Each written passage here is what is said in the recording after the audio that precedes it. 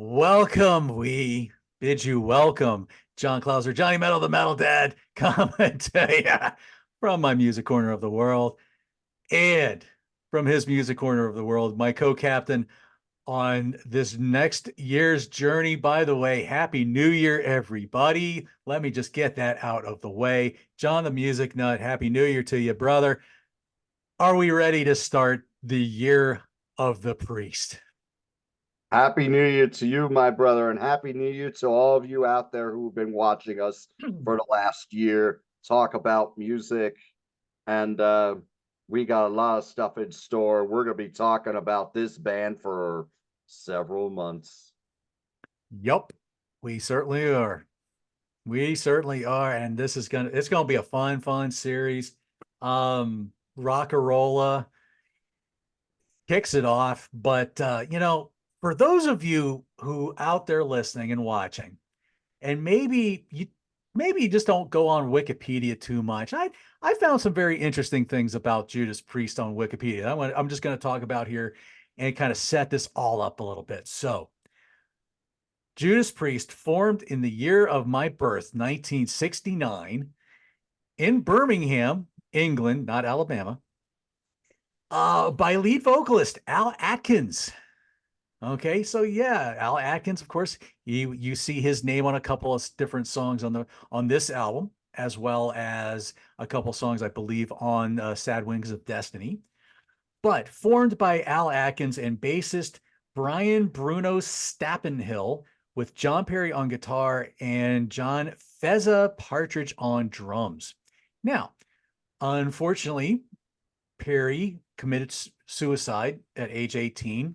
There's a few stories if you read John's KK, if you read KK's book, and I think Rob's book even mentions both a little bit on there as well.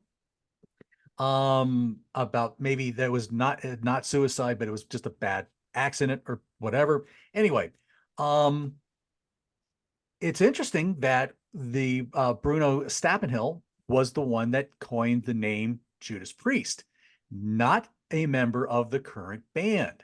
Actually gave that name. And yes, it comes from a song by Bob Dylan called "The Ballad of Frankie Lee and Judas Priest" from the John Wesley Harding album.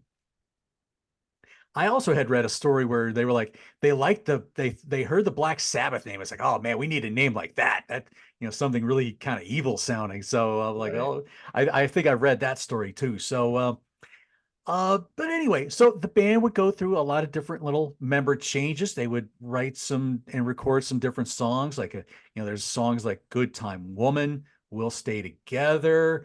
There was talks about a label coming together. KK Downing even auditioned for the band at one time and didn't make it in for whatever reason. Eventually, Atkins and KK come back together and they say, "Hey, why don't we just call it Judas Priest?" And Al's all on board with it.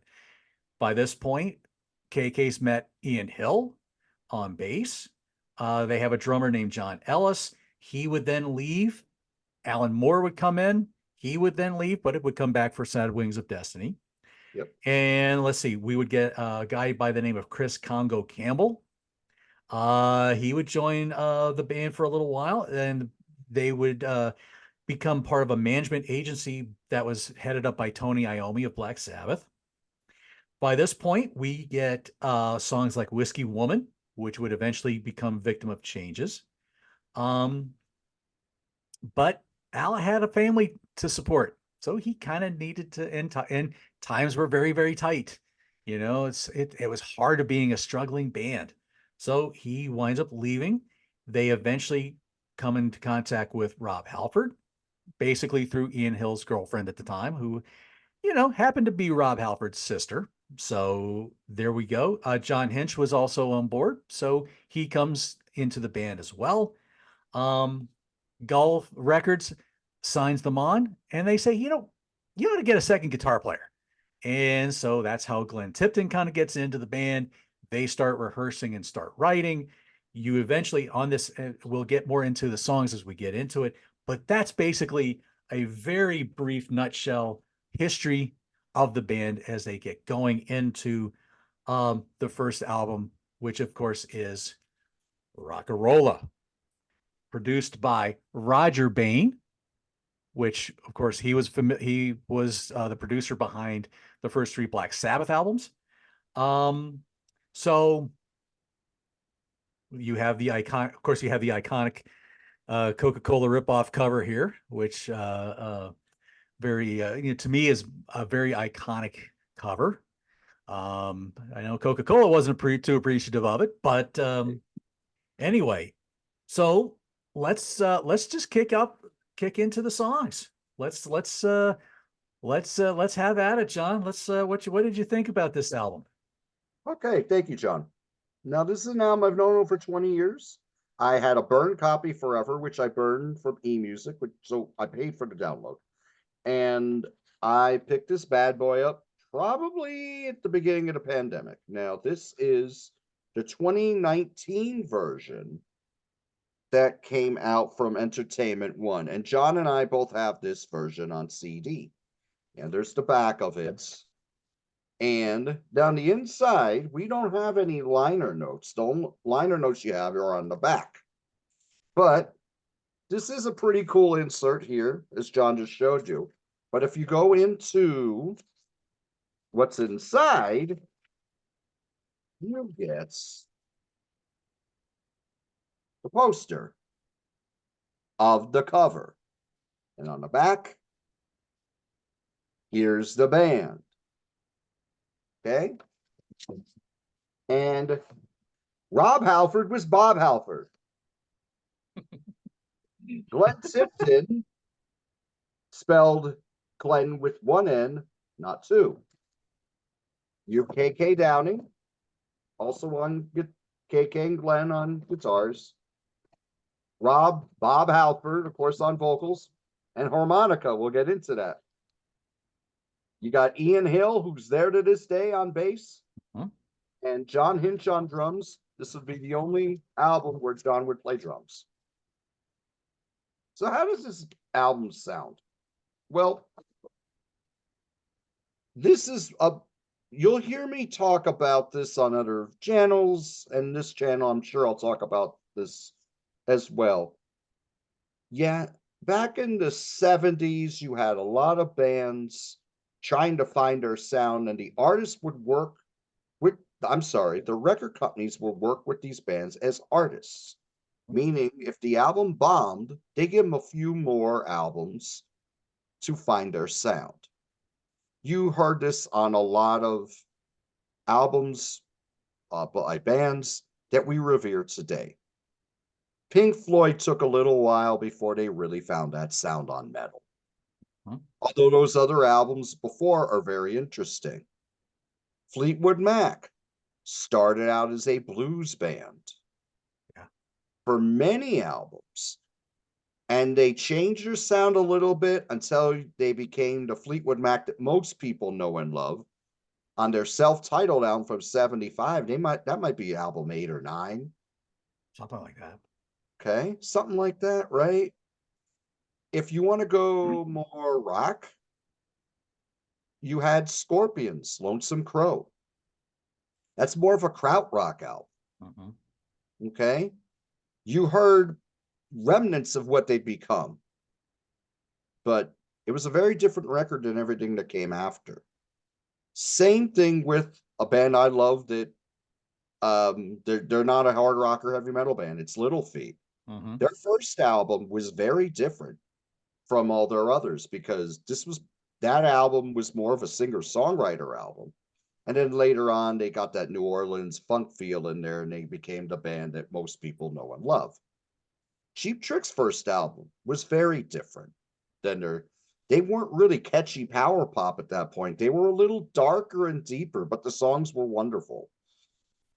Queen's debut, you heard the remnants of what was going to come, but there was so much greatness there. You heard where they were going. That's Rolla to me. Now, this was an album that I always thought Rolla was good, and then Sad Wings was the quantum leap forward. I don't think that way anymore because Rolla has really raised, in my opinion, and for so many listens over the years. I really, really enjoyed this album. Mhm. Over the years, this has gone up in my personal rankings, even though it's a different album where they're trying to find their sound, but you can hear where they're going. You listen to this album as a piece, it really works. Mhm. Are there classic Judas Priest songs on this album? Not really.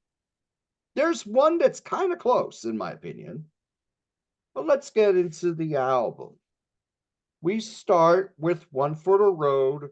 This is like a ragged, loose, cool rock song where the riff is carrying the track. From the beginning, they knew about the space between the notes. They learned this from Black Sabbath and Budgie, amongst other bands, who they would tour a lot with in 1974 and 75. Uh-huh. It's a really strong opener. Then you go into Rolla. This is where you hear Rob Swagger come out as a vocalist.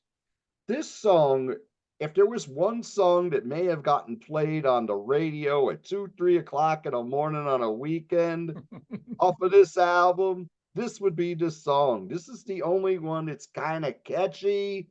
It's short. It would have fit right in 3 minutes. It's a cool tune. They would bring this song back out on tour. We'll go into that later. And then you get the next four songs, which work like a suite, much like on this debut from Black Sabbath, where you had Behind a Wall Sleep into Wasp, or you had Sleeping Village and a Bit of Finger into Warning. That's how these work. Now, on this album, they divide them up as separate songs. So you take these four songs together, it's around 9 minutes. But these songs work together. Mhm. Because Winter is this it's got this very slow, poignant riff. Well, I wouldn't say it's slow, it's like a mid-tempo riff, but it brings you in. Yeah. Guitar playing here, the solos are not what they'd become. They didn't have their soloing down yet. But listening to this, you see where they're going. You don't hear that twin guitar sound much on this album at all. You hear it a little bit on this song, Winter. Winter is a good song. Not great, but it's got that cool riff that brings you in. Then we go into Deep Freeze, which is the 2 minutes of kamikaze guitar sounds from Glenn and from KK. KK gets the sole songwriting credit on this. Give you an idea of what this would sound like. Think of a much shorter version of freeform guitar on Chicago's debut album, Chicago Transit Authority. Hmm. Not quite as impressive as that. Now, Terry Kath from Chicago, was Oh, a beast from day one. Terry Kath was he amazing. was. Yeah. He was an amazing songwriter and a hell of a singer.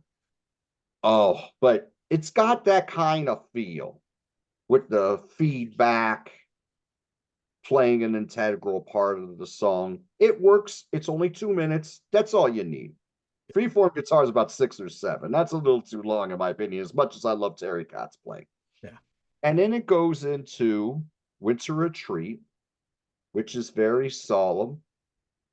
Rob's Rob from the get-go sounded great whether he was going high or whether he was going low. Now, great song, maybe not great song, but these songs all work together in tandem. They fit. It's a slow burn to what brings you into Cheater. And Rob brings out the harmonica. Yeah. Does a decent job on it. I'm not saying he's John Popper or anything like that. Thank But goodness. Blues Traveler, by the way. Yeah. But Cheater's cool. It's got that galloping riff. We should hear Mhm. a lot more in the future from another great band from the UK called Iron Maiden, Mhm. but not as fast. No. But this really works well within the song. You hear more, there's more harmonica solos here than guitar solos, but it's a cool tune. And it all works well together. Side two, if you have the vinyl, goes into Never Satisfied. This is the best song on the record, in my opinion. This Mhm. is the song that's close to a classic, in my opinion. This sounds more, if you love Sad Wings, you love Sin After Sin, you love Stained Class, here's the blueprint. Yep. This would have fit in perfect on those albums. It would have fit in like a glove. Very strong track. Great, strong musically, strong lyrically, very good. And you hear that operatic vocal at the very Hmm. end when he holds the never satisfied words, especially Awesome. satisfied. That's like, okay, now we know we're Rob's gonna go to the heavens. And he's later on this album, as we go into Run of the Mill. Now, Run of the Mill as this slow burn. Here's a big difference between the Priest of then and the Priest that most people know. You hear Ian Hill. Ian Hill was a very good bass player. Still is a very good bass player. But now he's more, for the last 40 some years, he's just been playing in sync with the drummer. And before I go, forget, John Hinch's drumming on here is very good, but he's a different kind of drummer. He's not a heavy metal drummer. He's more of a swing jazz drummer. Yeah. I don't think he would have worked going forward because they were changing their sound and they were getting heavier. On this album, it works. Yep. But I mean, going forward when they were really speeding up those tempos, I don't know if it would have worked as well as they did with Simon Phillips. So Simon Phillips or Les Banks or Alan Moore. Mhm. But he's still a very good drummer. He's just a different kind of drummer. There's a slow burn in here where you do hear Hinch throwing in some great fills. I mean, not nothing on the Neil Peart level or anything like that, but still pretty good. And you do hear Ian Hill prominently throughout this song. And there is this slow burn and then sense of space. It's very good. The song takes you in. The last verse is where you hear Rob soar into the skies vocally. What an ending. It's like a goosebump giving ending when you hear his vocals on here. And the keyboards kick in here too. Something you didn't hear Priest do too much of at this point. Glenn Tipton's playing the keyboards on. Here's the synthesizer. This is a very good epic. This is the longest track on the album. This is 8:34. This would be their longest track until Cathedral Spires, which ended their 1997 album Jugulator. Mhm. That was 9 minutes and 17.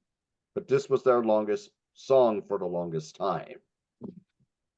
Dying to Meet You. This is more it has more the galloping sound that you would hear in British heavy metal later on. This is a good track. I question why would you have two longer songs together? But then I wonder where would I put them? I think they belong together. Like I wonder should one of these go earlier in the album, but I don't know if it would work. It's weird. Like if you listen to Caress of Steel by Rush, I think Mhm. what hurts that album is you got those two Mhm. epics at the end. You got like the 10-minute epic into the 17 or 19-minute epic. And it might have worked back in the days of vinyl where that one epic would be taken up side two. But I don't think it worked well in this when people were finding this album on CD like I did. Mhm. Here, I mean, I think the same way, but this is a good track. Rob, again, His vocals superb on here. That was the thing that really stands out on his vocals. The songwriting, not quite up to par yet. Good riffs. Soloing, not quite up to par yet. Doesn't have that distinct twin guitar sound that you know of with Judas Priest.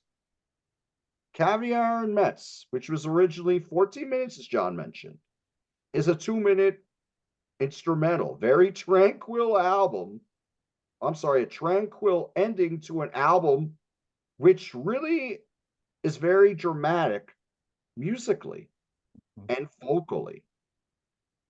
This is an album. I don't know if I mentioned this before. I love to listen to this as a piece, a 40-minute piece. I Is individual songs, they don't work as well as listening to it as a piece. But it's an album that has grown on me so much over the years. Is it my favorite Judas Priest album? No. It is the album I listened to the most by Judas Priest in the last few years. So, in conclusion, do you start here? Probably not, unless you want to know the full story and start from the beginning and see where they build. Mm-hmm. But if a casual were to say, should I pick up Rocka Rolla? I'd say if you want to pick it up, it's fine, but remember, this isn't what they always sounded like. Right. But Martin Popoff, our friend, has said those first 10 years of Judas Priest, that catalog was as strong as any in hard rock and heavy metal. I would concur with most of that. This is a very interesting album. Like I like to say, different and interesting. I give this an 8.5. All right. I like that. 8.5. Yeah. That's probably where I would rank this, about 8.5 myself. Now for me, I have a little more history with this album because I was a teenager getting into Judas Priest thanks to the "You Got Another Thing Coming" video. That was that was really my introduction to Judas Priest when that song hit MTV.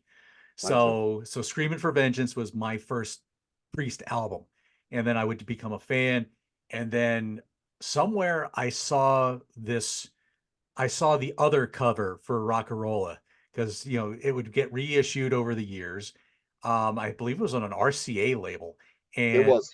and um and the cover that they used for it was taken from a Michael Moorcock book.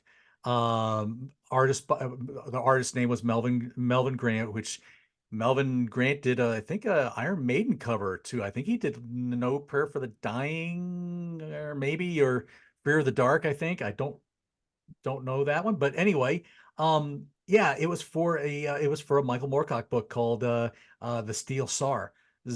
So there you go. But yeah, it to me it looked like a cheap version of the Hellion with a pork chop attached to his back. Yeah. That's kind of what it looks like to me. But anyway, but I fell in love with the album. I'm like, this is a totally different band, but I like it. You know, I fell in love with One for the Road. And to me, One for the Road, what that song's about. It sums it up in the very first lyrics of the song. Where would you be without music? You wouldn't be nowhere at all. Amen. That's the power of music right there. That's all you need to know about that song. Great. I love the riff. I love John's kind of swing, jazzy drum feel he's got going on. I almost feel I believe I read in here where it sounded like they recorded everything together. They didn't do anything Right. separate here. So everything's recorded together as a band, and then whatever overdubs were done in later. But yeah, One for the Road, a great little riff. Again, maybe a little, something coming with vocally from Rob, maybe a little bit. This is a KK and Rob Penn song, by the way. But yeah, good opening track. Love again, nothing wrong with it. Rockarola. I'll tell you what, this is the kind of woman you didn't want to be messing with. Rockarola woman looking for a Rockarola man. You can take her if you want to, if you think you can. I mean, yeah. It's, she sounds like a really rough and tumble kind of lady. It's the kind of kind of reminds me of in Raiders of the Lost Ark when Indy first comes across Karen Allen's character, which I can't think of the name of. Never seen it. Oh boy. Well, anyway, the one that the love interest to Indy, she has this like little tavern bar and she's drinking everybody under the table and whatever. But to me, that's kind of the picture you get, Okay. as far as I'm concerned. But this would be, this is the first time we see the Tipton, Downing, Halford trio written songs, on an album. So again, I think you get that little tritone riff you get that kind of riff. You get maybe a little bit of the twin guitar stuff. You get KK playing Mhm. really high. You get Glenn playing kind of low, but they're kind of doing some riffing things there, and you get some pretty cool stuff there. Great song, classic. Um, and then you go into the Winter Suite. This little medley of songs, which I always wonder if some of these were longer songs at some point. Winter, this was co-written by Ian Hill and Al Atkins. So this song goes a little further back. Uh, but again, you get that snarling riff. Ooh, I Yeah. just love that evil sounding riff. It just sucks you right in. Great, great song. A great part of the song. Um, Deep Freeze, like you say, it's just 2 minutes of KK's gets the main songwriting credit here. Um, I think to me, this is like him showing off his Hendrix influence Hmm. with all the feedback and all the crazy effects and all the backwards stuff that Hmm. he's doing here. Um, Goes right into Winter Retreat, this a little 1.5 minute Downing a KK and Rob Penn song, very soft. Rob's got this nice tender voice, nice and soothing. Um, dun, dun, dun, dun, dun, dun, dun, dun, Yep. dun, dun, dun, dun, dun, dun, dun. And then you get woken up from your slumber and you go straight into Cheater, this great heavy blues rocker Hmm. of, I found my woman with another man. And yeah, again, oh my gosh, great, great lyric, great song. You get the harmonica playing. Yeah, just a great blues rocker. Again, Rob and KK Penn song here. At this point, you're ready to. It's like, okay, what's side two got? Right. Because you get pumped. You got that pumped up feel at the end of Cheaters, and now you flip it over. Bow, no, no, no, no, bow, bow, bow, bow, and you get into Never Satisfied. Um, Again, this is another Al Atkins written song, though, with KK. So, but again, great track, great guitar work throughout the song. Just yeah, I can understand why they brought this one back for some later tours. Although I found it interesting that Rob had to actually say, "All right, there's some blank faces out here. They don't know what this song is. So let me give you a little history here, Metal Warriors." And he talks about the history behind the song, and it's just again great side two opener. But then run of the mill, the next of the Downing Halford Tipton trio, 8.5 minutes long here. But you get this slow burn blues rock, and you get about 4 minutes in, and you get this throbbing, absolute throbbing John Hinch and Ian locking in. Hmm. And to use the term, they were locked in during That's this right. one, very locked in. And Hmm. you just get Ian just throbbing away with John on this thing. And you're getting this guitar solo start to creep in, and it's just building and building and building. And then all of a sudden, the climax is Rob doing his nod to Child in Time from Ian with Ian Gillan, and Hmm. you just have this stratospheric singing from like, wow, where did this suddenly come from? the song here dealing about an old man kind of getting toward the end of his life, feeling like he's lived a life of mediocrity, and it's a very sad song, but my God, the that that bass and drum groove just slays me every time I hear it. Um, Dying to Meet You. I've even kind of seen where this is Dying to Meet You slash Hero Hero. So it's like two different songs Right, thrown together into one. Again, kind of just talks about the awfulness of war. Is really what it's about. I mean, that's really what you can read about that, and I mean, Rob tells you what it's about right here. I mean, it's you don't need me to figure that out. It's there, and it's just, again, you get the gallop of Hero Hero, but yeah, Dying to Meet You is a little bit more on the kind of more of a mid tempo, a little slower side, but still a very good track. But then yeah, you get woken up in that slumber and you get to that gallop of Hero Hero. Not much to say about Caviar and Meths other than I would love to hear the original version. right, The whole enchilada. right, If it really is a 14-minute track, I want to hear it. But it really does end as a very somber, ethereal feeling almost. But it's really good. But folks, if you want to check out at least a 7-minute version of this, Al Atkins does have a version out there. You can hear it on YouTube. It's pretty cool. It doesn't have, I don't recall this section being a part of that. And if it is, it's kind of reworked a little bit toward the end of the song, but it's still a really good track. Um, but yeah, I would love, come on, guys, there's got to be a tape of it out there somewhere. right. Help us out a little bit. There's some of us who want to hear this song in its entirety. Where would you guys go with this song? What was the song? What was the whole mental framework for the song? So yeah, I give this. I'm like you. I would probably easily say 8.5. Is it my favorite Priest album? No, but I loved. It's. I would definitely say top five. Easy, easy. So there you go, folks.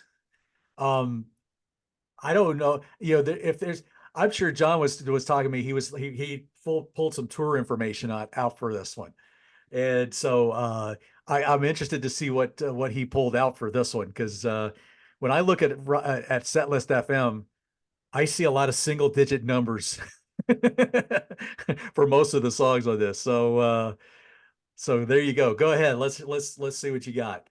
Okay, so thank you, John. 1974 and 75.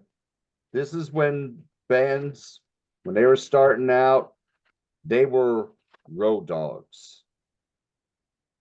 Yep. 195 dates between 74 and 75. Whew. All of them in Europe. Mm-hmm. 174 of those 195 dates were in the United Kingdom. And a few dates in Norway, Germany, Netherlands, Belgium, one in Denmark, one in Sweden. Mm-hmm. I'm not going to go over the venues. I'm going to go over a smattering of cities. And there are a lot of cities that I wrote down. Woo! Yes, and a lot of these, they played several dates. Yeah. So if I forget your city, I'm sorry, but there are a lots. I'm not going to name all of these and put you to sleep. And they're not going to be in so much a specific order, but here we go. Unless I name the country, United Kingdom. Cheltenham, Manchester, Newcastle, Kingston upon Hull, Walsall, London, Burton upon Trent, Workington, Ostend, Belgium, Custesse, Southern-on-Sea, Doncaster, Sunderland, Cromer, Peterborough, Wrexham, Canterbury, Amsterdam, Netherlands, Frankfurt, Germany, Schondorf, Germany, St. Albans, Tonsar, Norway, Tunstad, Norway, Birmingham, Leeds, Scarborough, Hanley, Derby, Sheffield, Blackburn, Barry, Wales, Gravesend, Tonbridge, Plymouth, Stafford, Slough, Brighton, Nottingham, Winchester, Sittingbourne, Blackburn, Lincoln, Hastings, Folkestone, Chester, Halifax, Swinthorpe, Edmonton, Wolverhampton, Bedford, Norbert, Wales, Lionel, Wales, Penzance, Chelsea, Trondheim, Norway, Trondheim, Norway, Levingen, Norway, Copenhagen, Denmark, Stockholm, Sweden, Rotterdam, Netherlands, Flatfield, Cornwall, Swansea, Wales, Bolton, Coventry, Hove, Holmesfield, Hingerford, Cardiff, Wales, Visgard, Wales, among several others.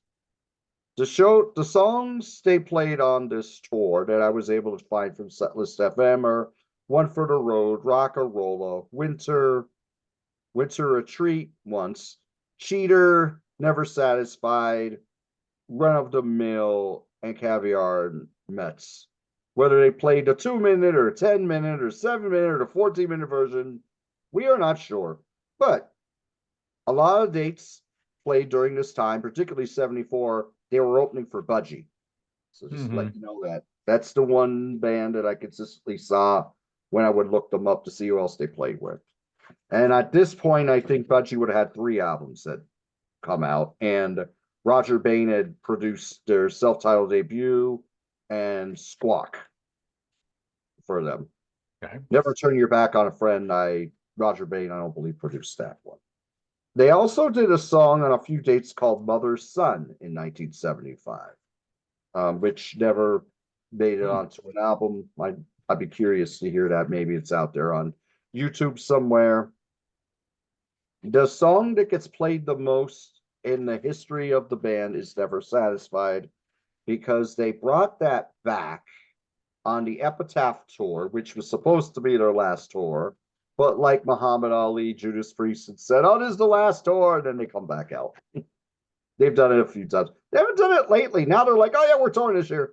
Whereas before it's like, this is the last one. Well, it's like, how it's like Kiss's End of the Road tour. It's like, how long did that go on? Yeah, exactly. Well, Ozzy did no more tours about 20, 30 years ago. Yeah, they're not kissing Ozzy like in their we're retiring, we're coming back thing, but they've done it a few times. Yeah. Also on this tour in 74, 75, they were playing Dreamer, Deceiver, Into Deceiver. Excuse me, they were playing Victim of Changes as well. Back then it was called Whiskey Woman. We'll get more into that next week. But they did play Never Satisfied on the 2011 to 2012 Epitaph tour. They played Rocka Rolla on their 2021 to 2022 tour. So they have, in more recent years, have come back to this album, give it a rediscovery. They're not doing, which I respect about Priest compared to Scorpions, they're not doing a medley of the old songs. They're at least just playing one song. That's great. When I say the old songs with Priest, I'm talking about the Ole John Rothers. Right. So, just to let you know, because you might be thinking, oh, well, Love at First Sting's 40 years old this year. Well, that's old. Well, I'm thinking even farther back. So there you go with the tour. They were touring a lot. They were playing a lot of smaller places and all in Europe. So there you go. Wow. Yeah.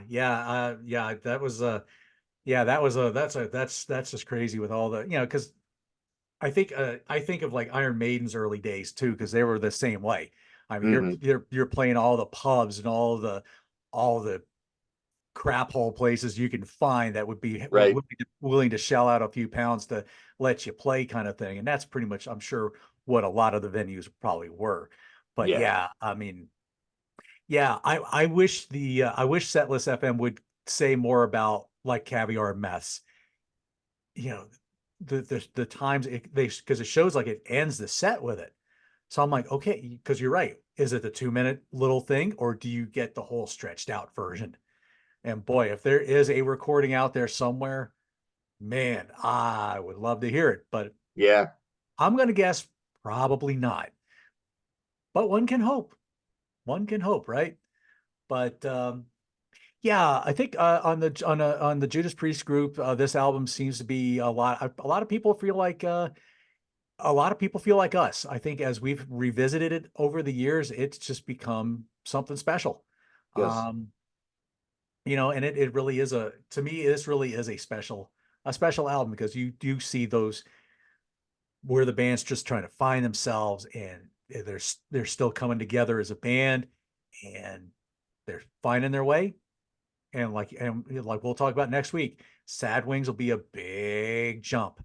So that's gonna be a lot of fun to talk about. Yes. Yeah. Let me There's your Digipack version of Sad Wings of yeah, Destiny. mine is a hard case. So Yes. by Koch Records, that's who released this one. But um, yeah. So there you go, folks. What do you think about Rolla? Is this one for the road? Is this one you're dying to get into? I don't know, but I think it's a great album. John thinks it's a great album. I think a lot of Priest fans are coming back to liking this album. So hit us up in the comments, like, share, subscribe. You know all the lingo. We're gonna be talking Judas Priest for a long time. So Yes. get buckled in. We're gonna be looking to bring in hopefully a couple of folks, guest guest panelists. So we're gonna kind of change things up a little bit here and there. But I think this is gonna be a fun series. And I really can't wait to dig deeper into the band. So anyway, let's see what we need to be plugging as far as recent appearances. Uh, let's see, John, do you have anything that we haven't talked about other than the Christmas essentials and the wall punchers? Oh yeah, we did. Let me see. We did we did a one and done on a band called Flint's on Grant's Rock Warehouse. Flint was an offshoot of Grand Funk Railroad from the late 70s. Oh boy, If you want to hear me in a different light, check out the show. dude, you were brutal on that. That was awesome. Thank you. Oh my gosh. Oh, So that's out there. I um I got some stuff lined up for with the guys from Grant's Rock Warehouse, Daryl, Ernesto, Byron, and Grant. We got some more one and dones we're gonna be doing. Um I got some stuff lined up with um Peter Kerr, but we're gonna look at bands that have enhanced their legacies and not done enough for their legacies based on their material. hmm, That's something we'll be good talking topic. about down the road. Hmm. I did film a show a couple weeks ago. Speaking of British heavy metal, we filmed a show on December 16, 2023. My birthday. And we did a Dark Horse album for Saxon's 1984 release, Crusader. Oh I'm yeah. so looking forward to seeing how that one turned out because I thought we all had strong, intelligent opinions on this, and it's going to be fun to watch that one see the light of day. So that should be coming out pretty soon. I believe our fellow North and South Rock and Metal Connection cohort, Jason, is a big fan of that album. Oh yeah, So sweet. yeah, and I actually have a copy of that on vinyl. I've been meaning to listen to, but anyway, yeah, I remember you doing that show. Yeah, I'm interested to see that too. And we got some stuff. John and I got some stuff lined up here outside of the Judas Priest realm too. If you'd, John, would you like to give a little sneak peek? Well, so the North and South Rock and Metal Connection are jonesing to do some stuff again. So we have uh at least a few different topics that we're going to be doing. One of which is we're going to look at the first two Night Ranger albums. We're going to do kind of an album battle there. We've talked about doing John and Cougar Mellencamp. Um, let's see what else. Guitar solo, what makes a guitar solo great. Uh, Got some more wrestling coming up More too. wrestling. I'm sure we're going to get together for a Royal Rumble review. Hmm. Um, let's see. So yeah, so we've got some ideas in the can that we're going to kick around, and eventually we're going to look at the Book of Shadows album by Zach Wild. Oh, yeah. We wanted to take a look at that one as well. So we definitely have some ideas of things. It's just a matter of just getting the timelines down, and we'll get those recorded because those guys want to do stuff. We want to do all those things get together because we just love. That's a free for all. That's like Uncle Ted's. Like that's a Yeah, free for all. So there those are you good go. shows. Yeah, I just recorded a show with Peter Kerr just recently, in the Rock Postcard series. This was his turn on a band that I had him check into. So I won't give that one away just yet, because I think he's going to try and put it out pretty quick. So maybe by the time this is out, you'll see it. I don't know. We'll see.